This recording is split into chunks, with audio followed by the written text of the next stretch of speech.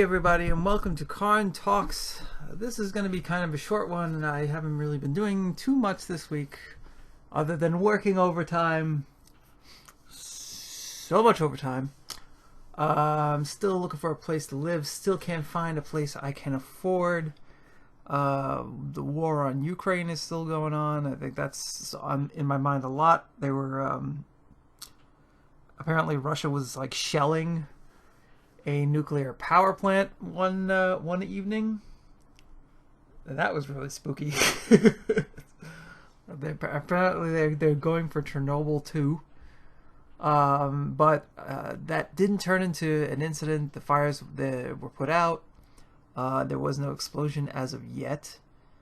It really is crazy. I imagine the Russian troops must be under so much misinformation, or must be getting so much misinformation, because it seems like they don't even know like what they're doing. Like they're opening fire on a nuclear power plant that they're not right next to, but like that they're close enough to where if something went wrong, like they would all be affected horribly. I saw that Russia took Chernobyl, which I'm pretty sure is still a no-go zone. Like, do they know where they are? Do they know, like, what they're doing there? Like, are they... Like, I saw videos of vehicles and stuff moving in, but I didn't see, like, if they were wearing, like, hazmat gear and stuff like that. Like, do they know that they're all getting irradiated right now? Like, do they know what's going on? Or are they just like getting orders like, go there and get this stuff and don't worry, don't think about it? I mean, I laugh because it's scary. Like, it's horrible. Like, you know, this is why I am not now, nor will I ever be a soldier. At least not a very good one. I don't respond very well to authority and people telling me to do things where I'm like, I think this is immoral. I don't want to do it. You know? So yeah, some other videos I've been seeing is apparently soldiers, like US soldiers, are volunteering. I guess a lot of them feel like the wars that they served in were there was no clear like right and wrong. It was just like groups of people fighting, and it was hard to tell like which side you should be on. But with this war, apparently, they feel as if, like, you know, there's a right and wrong. You know, there's clearly an aggressor and there's clearly an underdog. So they feel more like, oh, this is the kind of war that I can be a part of and, you know, not feel guilty about. Like this is the kind of war I actually became a soldier to fight, like that kind of thing. Which I think is interesting, you know. I think a lot of people who join the army, like, they do it because they watch like World War II movies and stuff like that. You know, they have maybe family that were in the army who,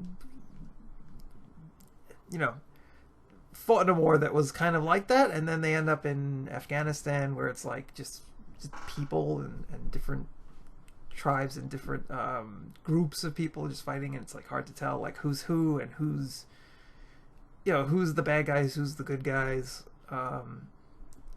Most wars I think are like that. You know, it's like we kind of have this weird idea that like whenever there's a conflict there's like good and bad, and the side that you're on, that's the good side, you know. But in reality it's like it's really not like that a lot. Most of the time it's, you know, it's just people who want something and they're murdering each other for it. And most of the time the people murdering each other are not the people who want the thing. You know, most of the time the people, you know, murdering each other have been just kind of pulled into it because they, you know, they're in the army or they're in the area where the combat's happening. I don't know. I mean, you know, you guys know what war is like. I don't need to tell you. It's just these thoughts going through my head. Another group of videos that have to do with Ukraine is Trevor Noah actually did a really good piece on this. I saw some of these videos before watching The Daily Show, but on The Daily Show they had a piece about like the racism that's happening in this horrible situation. There's like groups of people who are in Ukraine who are not from Ukraine. Either they migrated there or they're just visiting on vacation and stuff like that, and like they can't, get out basically because they're either black or some other race, some other in Ukraine like a minority race, and like there's a video of people just being left at a train station, and it's all black people, and they're like they just wouldn't let us on the train, and they just left. And I was like, holy fuck! It's like even in like the worst of times, like human beings still find like the effort, like the time and energy to be racist. Like, just everybody get on the train and get the fuck out of here. Like, what the hell? It's so upsetting. Like sometimes, like I see all these things. Like we had COVID, and that was like a big plague that wiped out a huge chunk of people. Now we have a war. All these things that are like I don't believe in the Bible. I don't believe in religion and stuff like that. But they write about things that are the cause of like the apocalypse, like war, famine, disease, right? And it's like we're having these things happen like that are threatening everybody's livelihood on Earth, and we don't realize it, and we still kind of have the like we're shitty about it, like people don't want to wear masks, people are being racist, people don't want to help each other. Like part of me is like maybe we deserve it. Like maybe we deserve these mass extinctions that are heading our way. We don't want to we don't want to do anything about global warming. We're just fucking lazy and stupid. And and you know what? Actually, it's the fewer amount of people that are like that. I think it's hard to tell because you got to go by what you can see, in the media, what you can see online, what you can see, what you can see around you. And so it's hard to tell because that's easily either manipulated or you don't always get the full picture. You never get the full picture. But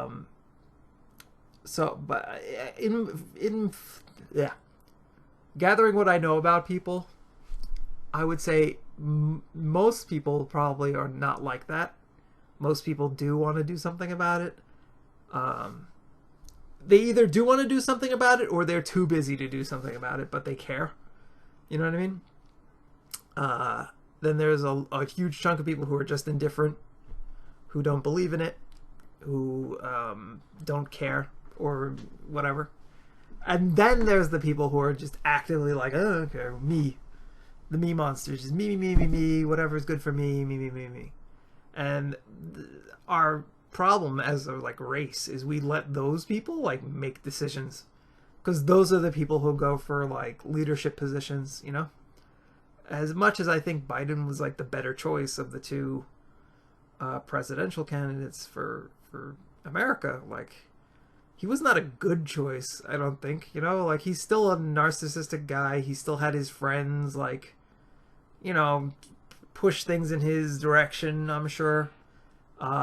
He still got more news coverage than Bernie Sanders did, when Bernie was winning in a lot of places, and then all of a sudden the media said that he wasn't, and people were so scared that a lot of the talk about what was going on is oh, Bernie can't win against Trump. Biden is is more moderate, and he's the one who's going to have the backing of the establishment, and he's the one that we need to vote for. But it's no, I think Bernie, the general election, if we don't, forget the electoral college, people would have definitely preferred Bernie Sanders, I think, because he goes for what they say people want, but we got to let this electoral college decide let the elites decide like who we get to pick between. And even then, like they go over our pickings and they're like, all right, we agree with you, or they don't. They just do whatever they want, which is fucking terrible. I have gone way off track. I was just gonna say that there's racism in Ukraine, and it's sad that even in the worst of times, like we put effort into being shitty, just as a race, as an actual race, as the human race. It just finds time to be shitty to itself. I don't know, it's just upsetting.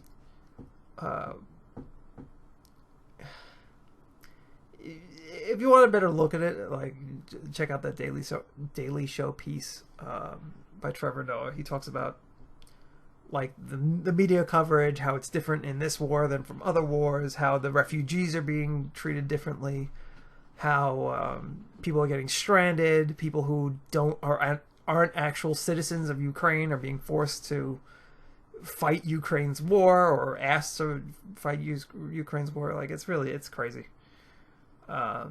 Very upsetting stuff. Speaking of racism, I watched the movie Lincoln again, one of my favorite movies, dealing with Abraham Lincoln and the end of slavery. And I almost said the end of racism in America. I would be super wrong about that. The end of slavery in America.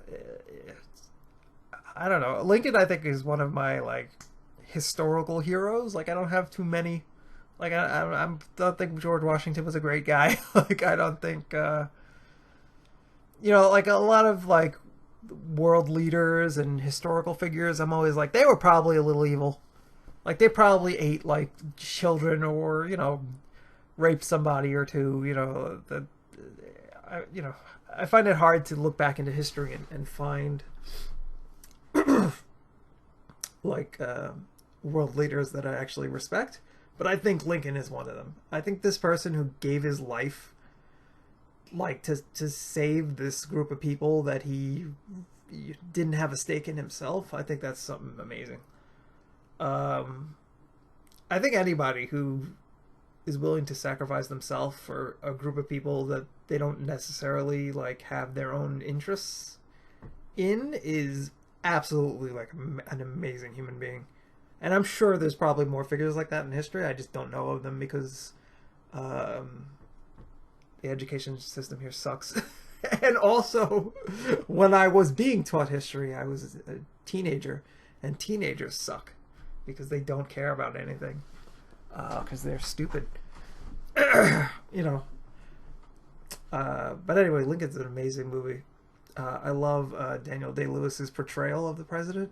He's like this big, huge guy, but he's got like a hunch in his back and stuff like that. Like he's carrying like the weight of the world. Like he walks with like not a limp, but like kind of this weird gait. That movie is so well done. You could see that he actually is one of the most empathetic like figures of the time. Like I don't know how accurate it is to the real person, but it seems like whenever I hear stories about the real person, like that he was an amazing human being, like an amazing existence. Like there's this story where they were going to hang a Native American man, and Lincoln came to his defense, and he would like, I'll fight anyone who tries to hurt this guy. And the people were like, well, you're huge, like we're not going to fight you, that's not fair. And Lincoln was like, choose your weapons, like choose a weapon to fight me with in a duel. Like you can have an advantage, I'll give it to you. And the people, it was a crowd of people. They were just like, we're good. Don't worry about it. Like that's amazing. That's like self-sacrifice. It's putting yourself in harm's way to help another human being. That's heroism at its finest. It's simply an amazing thing. There's another story where like Lincoln, he liked girls, but he was like afraid of them. So he goes to like a brothel, and he wants to sleep with a girl, and but he doesn't have the money to pay for her. And he talks to her, and he tells her that he's like, I can't pay for this. I can't do this. And she told him, Abraham Lincoln, you're the most honest person I've ever met. And she slept with him for free. Like, I heard that story it was a documentary who was like, Lincoln, the dark side of Lincoln, like all his like faults and stuff like that, and that was one of them. I'm like, that's not a fault. Like, he was an honest human being. Even as like a teenager or whatever he was. You know, he was like a young kid at the time. And he was just an honest, like, he went to a brothel because he liked girls. You know, like, that's not an evil thing. And he treated her with respect and honesty. Like, like that's awful. Like, scandalous. Yeah, so the movie kind of portrays him the same way as I kind of see him in my head. I don't know if it's real, you know, I don't know if he was actually a psychopath. Supposedly he had very severe depression, and he took these pills. I think they were actually mercury pills that at the time they thought were like a cure to depression or something like that, or a way to treat depression, but they give you brain damage. And he would like go into these like fits of rage and stuff like that during his presidency, until finally he was like, I'm not taking them anymore. They make me insane. You know, like this guy was dealing with that. He was dealing with massive depression. He lost his son, and he wanted to like jump into the coffin because he had loved his son so much. He dealt with all this shit, and then meanwhile he's like trying to free like an entire like this huge amount of people and keep keep America together at the same time. Like, oh my god, like it's fucking like this is a story about a superhero that balanced like keeping America together and also freeing its people, and like which would also stop the a lot of the income, you know, like it would have ruined the economy and stuff like that. Not ruined it, but it would have been blows to the economy. That's one of the reasons why I didn't want to, because it's free labor. You know, free labor. If you could have free labor, which is why all these companies right now are trying to get it as close to free labor as they can get it. You know, you make massive profits, and you know no one's gonna want to let that up. Yeah, no one that doesn't have a conscience is gonna let that up.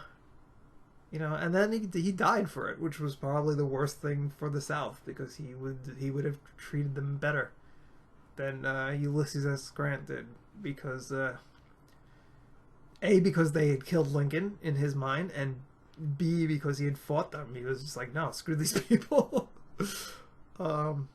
Anyway. So that's the movie Lincoln. I talked about a lot of stuff that wasn't even in the movie. The movie's just very well done. Really amazing. There's a senator fighting for like complete equality because he's in love with a black woman. I don't know if this is true either, but it's very sweet.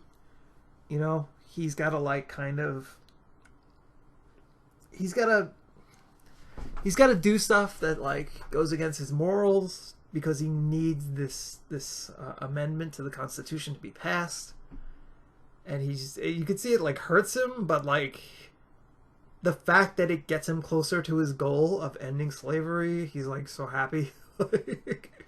He's like, yeah, I said something terrible, but like you know, at this point, there's nothing I won't say to get this done. I don't know, it's such an amazing. It's a good movie. Yeah, it was a good movie. Didn't really watch anything else, nothing new.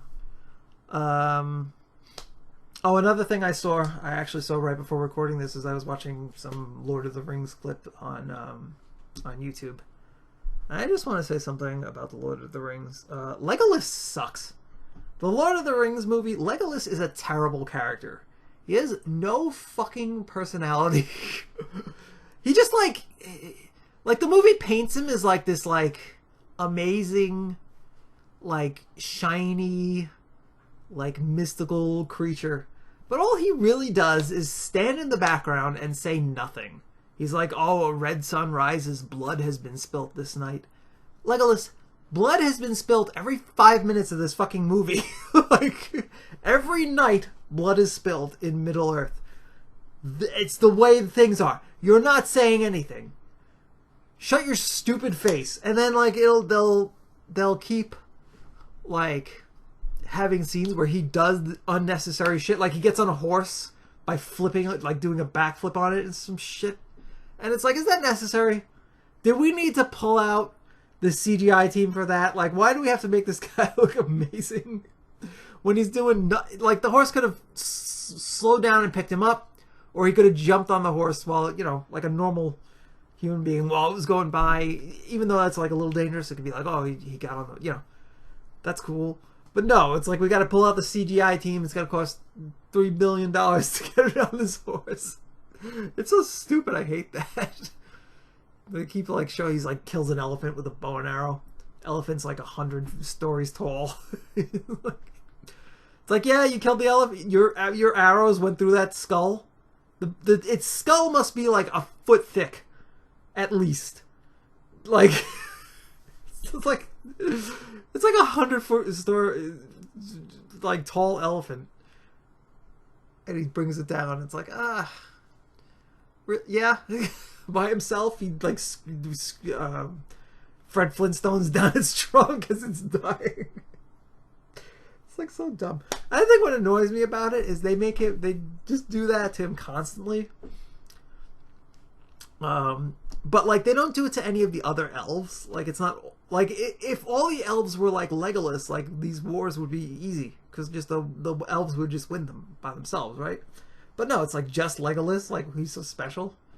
He's got like nothing to say. He's got like hardly any character development. Like him and Gimli becomes friends, but like there's no like actual like camaraderie or like, you know, like their personalities don't mesh, and they keep making Gimli look like a fat idiot. Like so Gimli and Legolas, they're the only characters that are the part of the main group besides the wizard and the hobbits.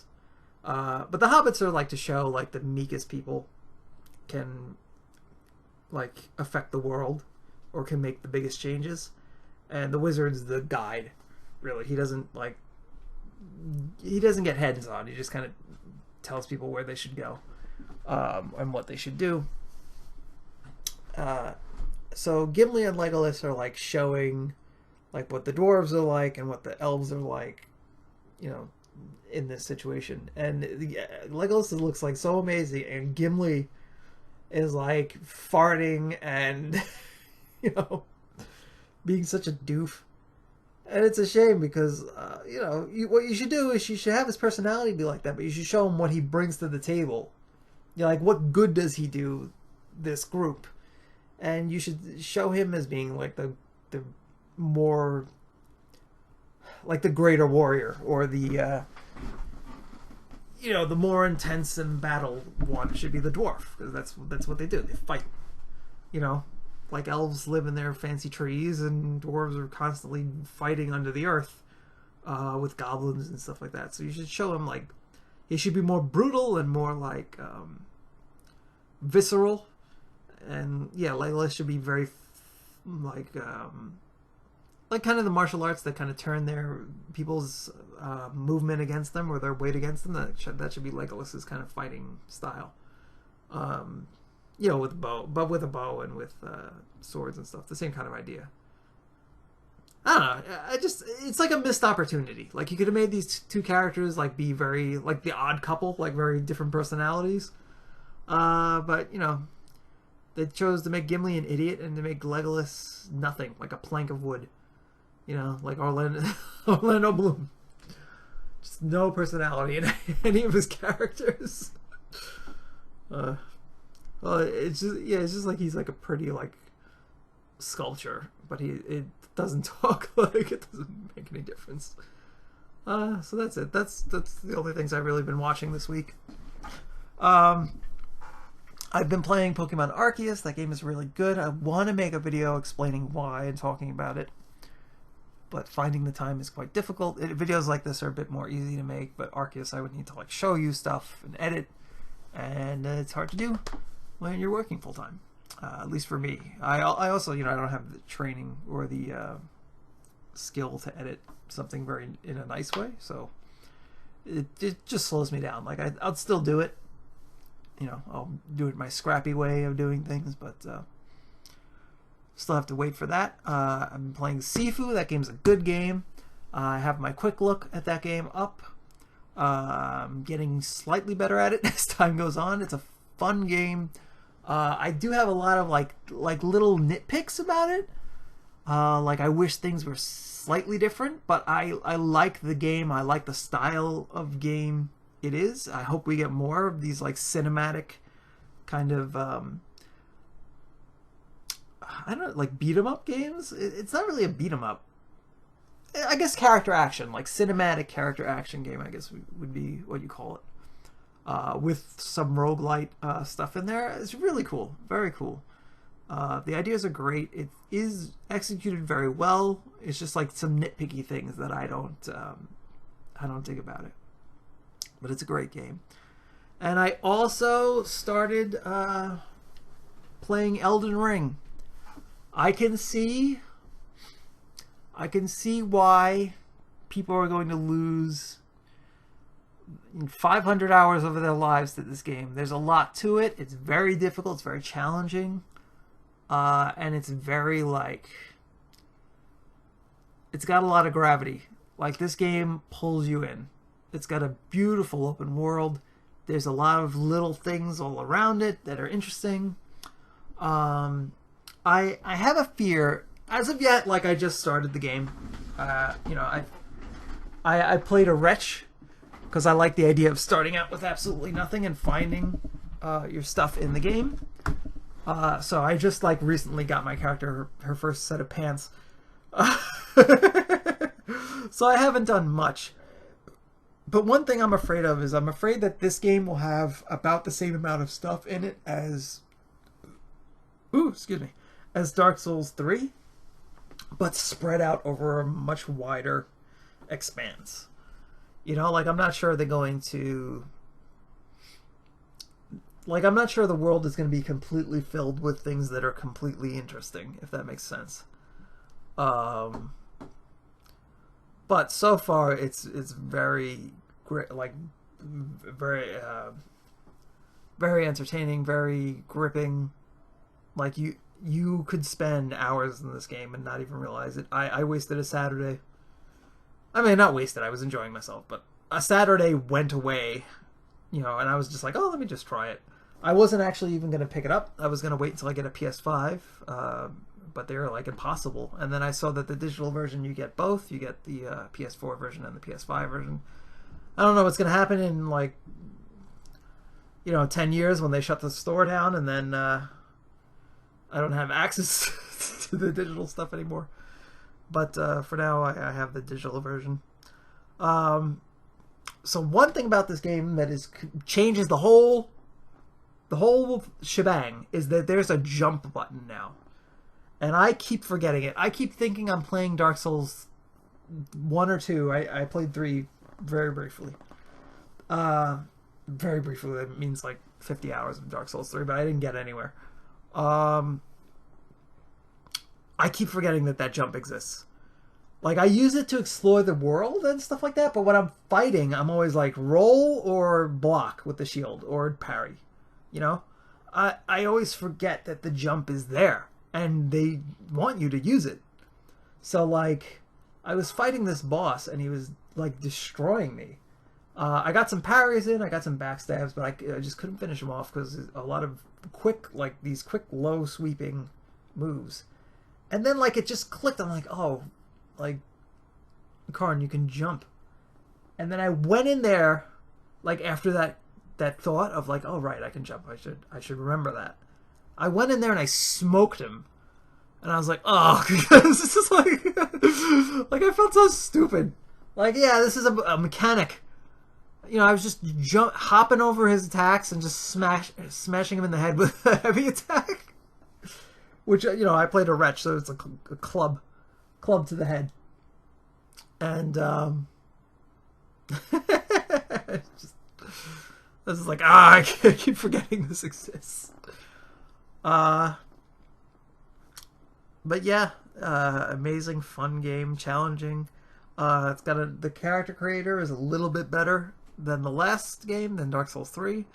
Still missing some customization options for like different types of people. Like you can make like an Asian person, you can make a white person pretty decently.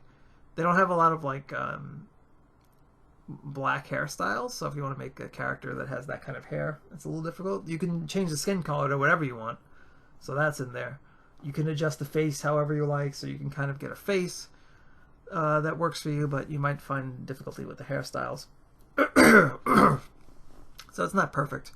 You can change your character's height because the character's just on the same. They're all on the same model to make the game fair for every character. Like if you could make like a small character, then the hitbox would be smaller as well, and then that would change the entire.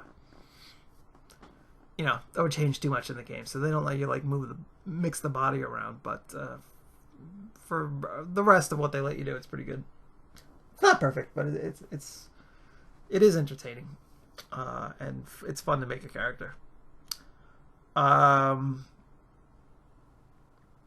Yeah, it's just it's a really good game. I could see you putting hours and hours and hours into it. I still don't really know what kind of build I'm going for. I'm just walking around the world, seeing what I find, and going with that. I'm not looking up too much like advice or like looking at things online because I kind of want to explore and see what things are like. Find my own way. I do want to take a look at the Dark Souls series, like on my channel. Like I imagine I would start with the PlayStation 3's Demon Souls and then move up, go by one. I don't know when I'm going to do that. I always like say I want to save the big games for when I get better at what I'm doing. But yeah, I don't know. Maybe that's a stupid thought. That's my perfectionism getting in the way of doing things I'm enjoying.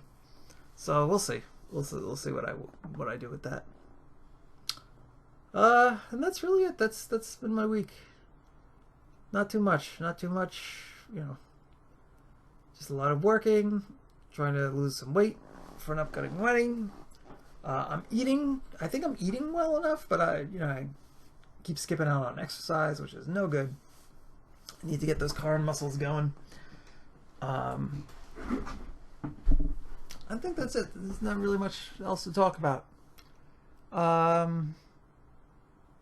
Chun-Li's birthday was last week. You could tell because a lot of artwork of her was popping up on Twitter, which was always a lot of fun. I love this Street Fighter 4. Actually, that's not true. Marvel vs. Capcom and SNK, Capcom vs. SNK 2, brought me into the Capcom fighting games and Street Fighter. And then Street Fighter 4. I had a lot of fun with Street Fighter 4, a lot of fun with Ultra Street Fighter 4. Really started liking those games. Or, yeah, Capcom fighting games when those came out, and Street Fighter when those came out. Really cool games. I was never big into Third Strike. I just kind of missed it, like when that was popular. And I'm not particularly good at fighting games. I struggle with timing in video games, like when you have to time a parry or when you have to time like if you're doing a combo, you need kind of good timing. I struggle with that. I don't really know how to get that down. It's probably I just have to put more hours into practicing, but there's also life and looking at other things. I think that's kind of the thing is I love all of this media, that I don't want to spend too much time on one particular thing, and that kind of stifles me. Or it could just be my head. I could just have the wrong idea and the wrong way of coming about things that holds me back. But I never got too good at any particular fighting game, but I enjoy them a lot. And Street Fighter 4 and the characters therein, are a big part of that. And yeah, so happy birthday to Chun-Li. I don't know how old she is. Since her creation, I think it's like it's 40s. But like when they made her, she was supposed to be like in her 20s. So I think she's like in her like 50 or 60 now. Like in her late 50s or 60s now. Like the character would be. She looks good. She looks... Yeah, she's got the... I don't know. She must be vegan or something. she's got really good skin. Yeah, it's funny. These characters have been around so long and they don't age. That's really funny. Ryu grew a beard. That's about it. He's still a young guy. Alright, so that's it for Carn Talks this week. Not, like I said, not a lot. But just wanted to say hello and talk about some stupid stuff. So I'll see you guys next time. Maybe next time I'll have more things to go over. And I'll see you in my Let's Plays. Pokemon Nuzlocke has got some more videos coming up. And I'm going to be also looking at some demos of games, so that should be fun. Yeah. So thanks again for watching, and I'll see you guys next time. Take care, be good, be safe. Bye-bye.